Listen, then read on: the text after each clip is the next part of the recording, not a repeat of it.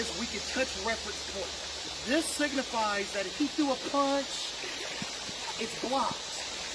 There are many reference points in real fights, many of them, hundreds. This is common, the hand comes up, boom. Now his goal, Jeet Kune Do man's goal is to hit. We're not Wing Chun people. Our goal isn't to trap you. I don't care about that. My goal is to shake your brain. And I was a boxer for 20 years, literally hundreds and hundreds and hundreds of street fights. This guy's probably seen me himself at 60 or 70 or 80. He worked for my security team for 6 years. But if people want the secret to win 100% of the time is to shake his brain. Put blunt force trauma on this guy because he is neutralized and you can get the hell out of there or put him down. And that's it. There's no other secrets to this. You hit him till he quits moving. Okay, that's the reality of this. So our job is to hit that head, or to hit that eye. If I get that good eye strike, then I can hammer something a lot heavier. Like headbutts, knees, elbows. But my entry is how that's going to work. First one is we touch reference point, he punch out. That could be a punch. It could be a finger jack to the eye. Punch out. Finger jack with the punch out. Finger jack. Punch out. It could be a palm. It could be a wander, which is her palm. It doesn't matter once you get the trap. So the first part of this is I touch reference point. The key to make me look faster than I am, I've deceived people for many years. I've always been considered the fastest guy on the block. There's no way a guy 245 pounds is as quick as I am with just speed alone. My dad was fast, he had fast twitch muscle, yeah, but I'm a big boy. The key is economy of motion and relaxation. In other words, I don't go back to go forward. What most people do right here. It's always forward with me, always. This right here, it's always forward. Does that make sense at all? That's what makes me look quick, because I'm not going back. I'm going forward. All right, son, you're done. Come on, man. Pucks out. That's the first one. Then he punches me. Pucks out. Watch again, he punches the face. Do it again. Do it again. That's the first two. Third one, he punches my rib. Watch, punch rib. Punch rib. Punch rib. Fourth one, he punches my inner block. Again. Fifth one, I punch. Wedge. Yes. Those are 5 basics. We're going to do this very slow. Number one, and all we're doing is the block stop. Block stop. He slaps and hits me. For training right now, everybody throws a punch. In reality, I don't punch anymore at all. It's finger jabs or it's elbows and headbutts. I don't punch anymore. Now look at these hundreds of tooth marks, arthritis in both hands, carpal tunnel. We have tools to do more damage than punching. We do. The elbow is way much forceful than punching. A headbutt, I broke orbital bones with headbutts. Okay? So it could be anything, but it could also be a punch to set you up for something heavier too. Does that make sense at all? So, touch reference, go. Punch reference. Good. Low reference. Inner reference. And rear hand reference. Slow. Touch reference. Punch reference. Low reference. Inner reference. Rear hand reference. Slow. So watch the wedge. Now look, he can do whatever he wants, but from here he lobs howls and goes. Did we get there this first time? Anybody want to see it again? You got it. You got it? One more time. Touch reference. Punch reference. Low reference. Inner reference. Rear hand reference. Let's see if we go. Here's the terms in Jeet Kune Do we use. Single direct attack. So a single direct attack is, let's say that he puts his hands up and I go boom, I just hit him in the eye right away. Single direct attack. He puts his hands up, I kick him in the throat, boom, that's single direct attack. You follow me? Okay, then you have indirect attacks, which they change time. So, in other words, the time it takes me to hit him to the liver and then hit the eyeball, how much time did I use there? That's called an indirect attack. That makes sense? It could be here, I could go high and he blocks, keeping him going, whatever from there. That's still an indirect attack. Does that make sense? You have progressive indirect attack, what we're not going to do right now. What we're going to do is indirect attack to compound trapping. You have single direct trapping, which is here. I took one boundary. I didn't even worry about this one. That's most realistic. That's highest probability. Grab a guy's trophy, that's single direct trap. Or a single trap, right? For the orc, we learn how to trap the second boundary. So he's having a good day, he blocks the first boundary, and he blocks the second boundary. That's when I have to go and do my other trap to handle that rear hand. Does that make sense? So the very first one will show you. You can just touch reference point, you can touch reference point, you can low reference point. You go 5 entries. You did that for a reason. You can work your 5 entries off of all of us. So I touch. I box out, but he crossed the center line being his nose. We have center line here. Then we have mother line. I could teach a whole seminar just on that concept. Let's make it simple. Jikano people are way more simple than Wing Chun people guys. We pull the arm out of the way, we hit. You block again, we pull it out of the way, we hit with something else. That's our philosophy. Okay? So it goes here. I wedge, but see the pull is already there, and then I get my lump saddle off. Lop means to pull. I'm pulling him. See, that would be the hit. And then I would just enter with whatever, and I'd finish it. Right? So. And 1, wedge, pull and hit. He does it. You can back fist. You can BOG. You can Chun Choi. Don't care. Once you get to this, I don't care what you use. Does that make sense? Once you get the Pak Sao, which is flat, Pak Sao, which is pull. Okay? That's all I want you to do. You can touch, or you do it with a butt flip.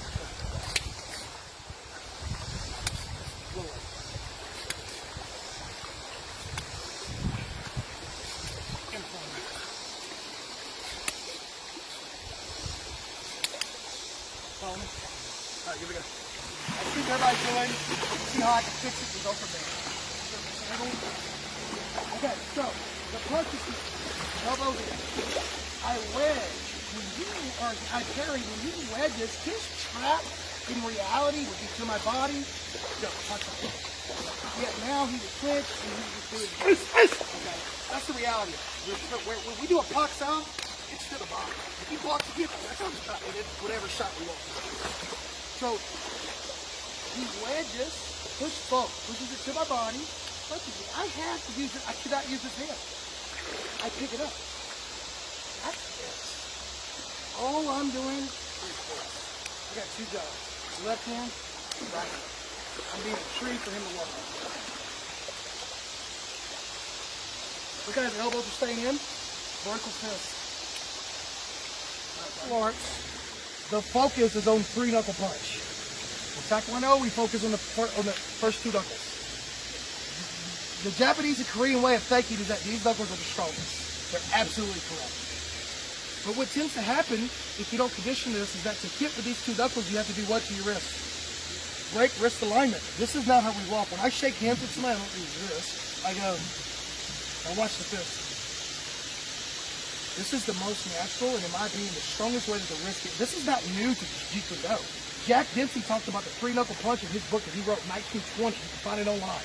He talked about the 3-knuckle punch, formed a triangle, and it locked the wrist into position, and then this formed the power line.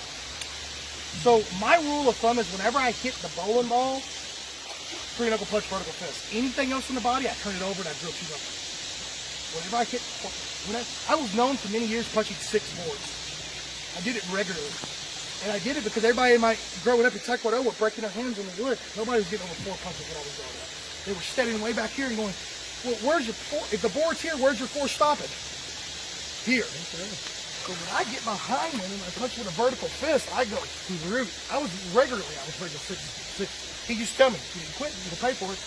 Now I have carpal tunnel and arthritis in both hands. But regularly I was punching through 6 pieces with a vertical fist. Okay, so I tested the strength of this thing.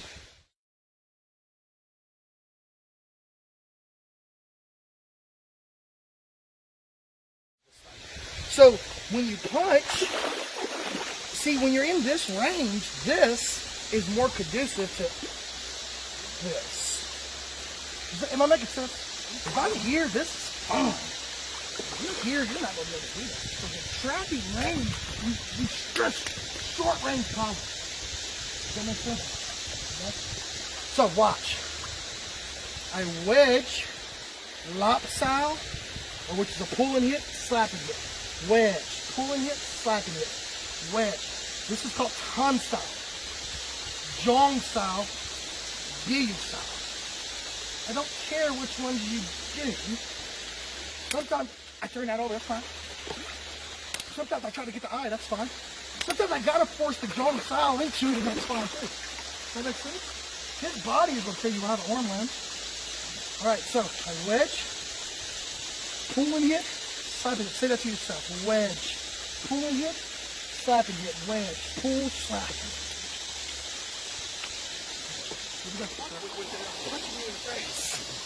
Okay? That's it. So, in other words, I don't do this. I don't go, I'm gonna do this. I don't go here, pull and hit, let go of this. Now I'm back in a fight. In reality, I'd grab his jacket and just, that's the reality of trapping. This is tough. In old school boxing, old school pugilists, they used to use the term chancery. It's an old turn of the century pugilist term. And what it just means is holding and hitting. They would hold anything because everything went. There's nothing was barred back then. Does that make sense? So I wedge, I keep it until I trap and hit him again. Does that make sense? Yeah. I don't want to parry. I want to grab and control your limb so you can't block your face. You usually get up. That's the mentality. That's the only reason why I would ever trap. I want to move your guard down so I can hammer it. Okay, so jowl style, running hand. So a lot of times we go here, and he's got a very tight structure. His jaw's tucked, his head's down like it should be. He's solid. I don't believe that I can do an inside trap, and I don't believe that I could, because he's too, the alignment just isn't there. See, look how tight up I am. I could still do other stuff probably, but I'd have to work hard. So what I do is disengage for a second. I call it, it's called a jowl style, which means running hand. So I go here, see, there's the trap. Slow motion, watch. One, watch what it does. Look at the running hand.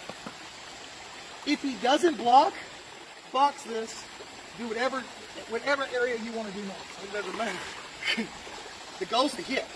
In other words, if I do this, so I go, boom, I hit his eye, and he goes, boom, he covers his face, I go, bam, bam, bam, bam, boom, there's no need to trap again. Does that make sense? The trapping is if he keeps covering.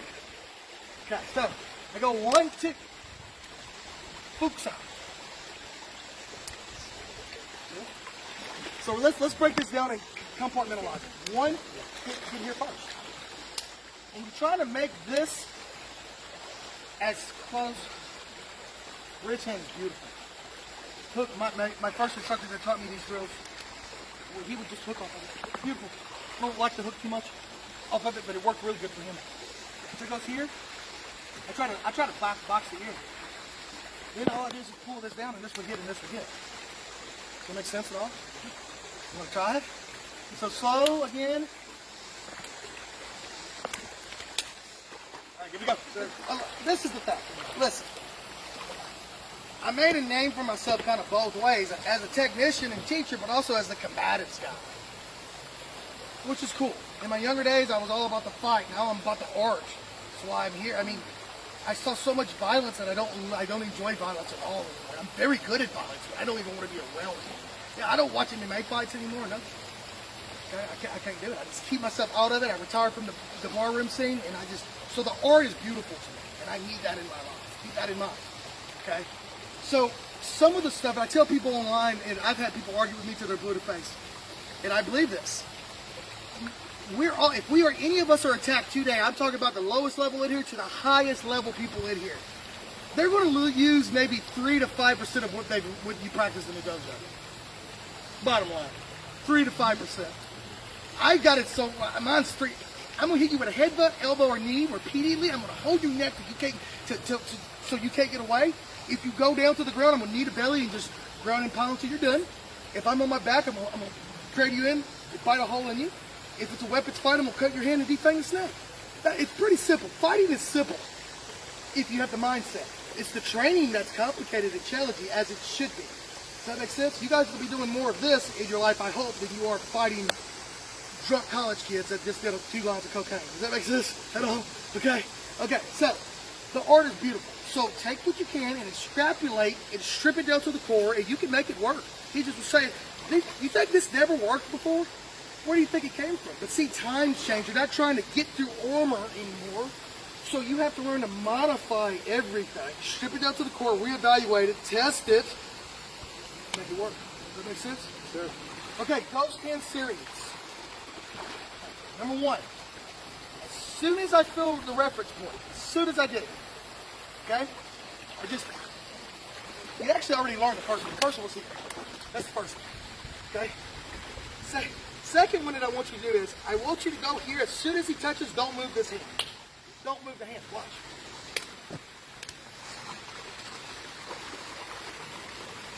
It's really good for guys who catch the arm. Does that make sense enough? So don't move the hand. That's the first one. Slow.